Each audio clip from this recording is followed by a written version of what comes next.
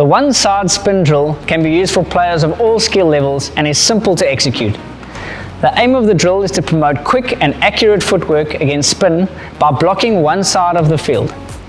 This can be used when hitting with or against the spin, depending on the ability of the player. A player is encouraged to use all footwork methods in order to hit the ball on only one side of the field. In this example, the coach blocks the leg side and the player can only score through the offside. Using the width and depth of the crease, the player is able to position their body in such a way to access space on the offside. This promotes a dynamic position on release of the ball, as well as adjustable footwork depending on the line and the length of the delivery. This can also encourage sweep shots to get the ball into the areas of the field which can be vacant in an effective manner. Alternatively, the coach can block the offside, instructing the player to only hit the ball on the leg side.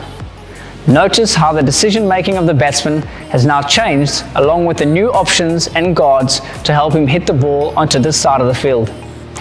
It is important to challenge the player through a variety of speeds, lines and lengths, and to note the execution of the shots as it pertains to the delivery thrown. By creating this constraint, players can explore their capabilities against various types of spin.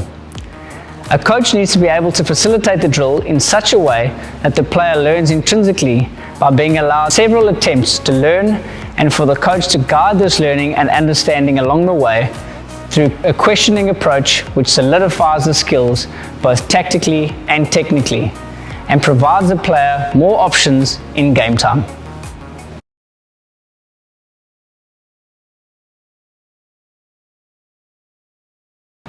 In this spin drill, the coach sets out specific targets for the batsman to hit by the use of hula hoops as a visual aid.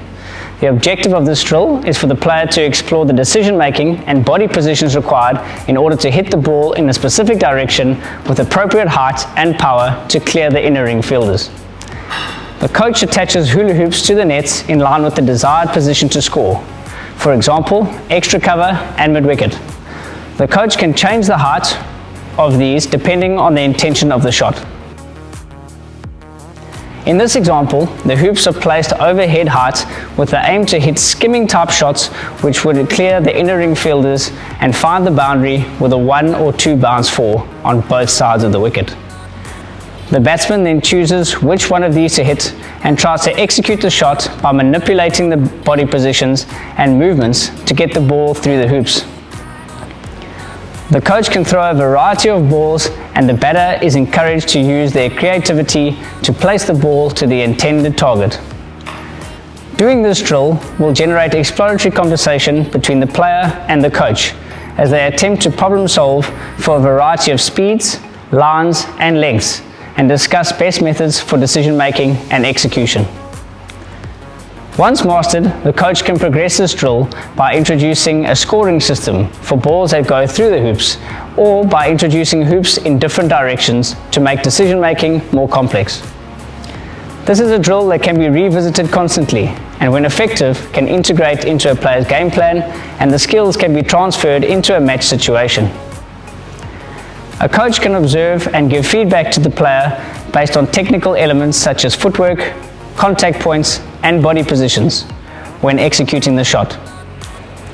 The conversation can also be of a tactical nature, exploring which is the best option based on the delivery and matching it with match-like scenarios for a player to understand when to use it in game time.